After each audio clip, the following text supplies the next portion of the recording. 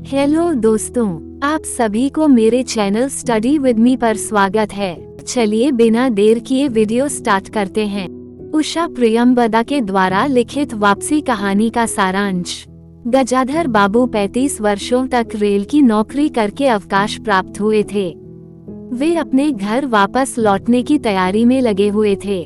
सारा सामान बंध चुका था। उस समय उनके मन में जहां एक ओर अपने परिवार के बीच जाने की उत्सुकता थी, वहीं दूसरी ओर अपने पड़ोसियों, कर्मचारियों का स्नेह उन्हें विषाद से भर दे रहा था। गणेशी गजाधर बाबू का बड़ा ख्याल रखता था। वो उनके लिए बेसन का लड्डू बना लाया था। सांसारिक दृष्टि से उनका जीवन सफल था। उन्होंने शहर में एक बड़ा मकान बना लिए थे। बड़े लड़के अमर और क्रांति की शादी कर चुके थे। 2 बच्चे ऊंची कक्षाओं में पढ़ रहे थे।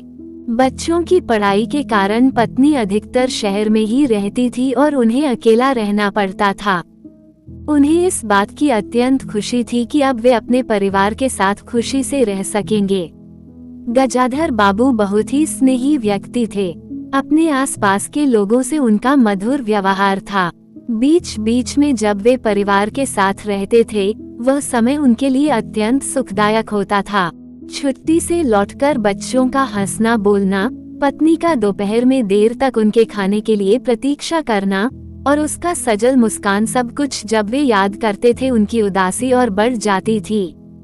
बहुत सारे अरमान लिए गजाधर बाबू अपने घर पहुँचे।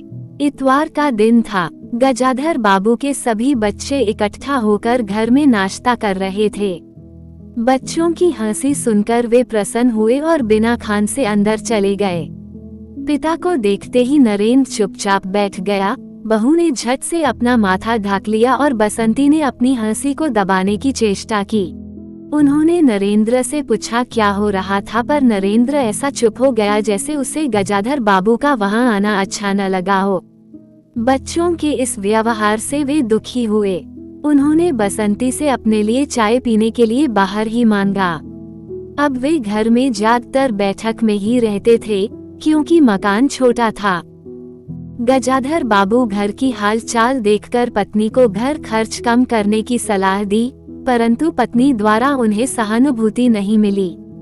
उन्हें अब यह महसूस होने लगा कि जैसे परिवार की सभी परेशानियों की वे ही जिम्मेदार हैं। गजाधर बाबू के हिदायत पर बहू खाना बनाने गई, पर चौका खुला छोड़ दी, जिससे बिल्ली ने दाल गिरा दी। बसंती ने खाना तो बनाया, पर ऐसा जिसे कोई खा न सके। नरेंद्र ने खाना नहीं खाया और अपनी खींच गजाधर बाबू पर उतारने लगा।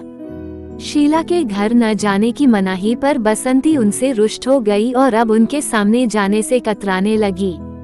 पुत्री के इस व्यवहार से उनकी आत्मा दुखी हो उठा। उन्हें इस बात से और अधिक आघात पहुंचा कि अमर अब अलग होने का सोच रहा है, क्योंकि अब अमर के दोस्तों की महफिल नहीं जम पाती थी।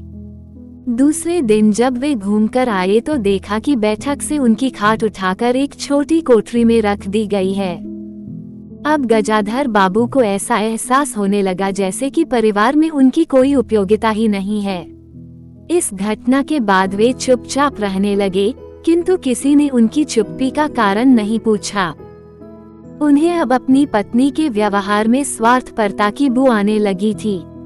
उन्हें अब परिवार की भलाई के लिए किसी कार्य को करने की उत्साह न रहा। इसी बीच गजाधर बाबू ने एक दिन अपने घरेलू नौकर को काम से हटा दिया। इसे सुनकर नरेंद्र आग बबूला हो गया। ये सब देखकर उनका मन विचलित हो उठा और उन्होंने मन ही मन तय किया कि अब वे यहाँ नहीं रहेंगे। अवकाश प्राप्ति के बाद रामजी मिल वालों ने उन्हें अपनी चीनी की मिल में नौकरी का प्रस्ताव दिया था, लेकिन उन्होंने परिवार के साथ रहने की कल्पना के कारण स्वीकार नहीं किया था। अब उन्होंने उसके लिए रजामंदी भेज दी। उन्होंने पत्नी से कहा कि क्या वह भी उनके साथ चलेगी, परंतु पत्नी ने इनकार कर दिया। गजाधर बाबू पारिवारिक सुख से वंचित और निराश होकर रिक्शे पर बैठ गए। उनका बिस्तर और असबाब लाद दिया गया। उन्होंने एक नजर अपने परिवार पर डाली और इतने में रिक्शा चल पड़ा।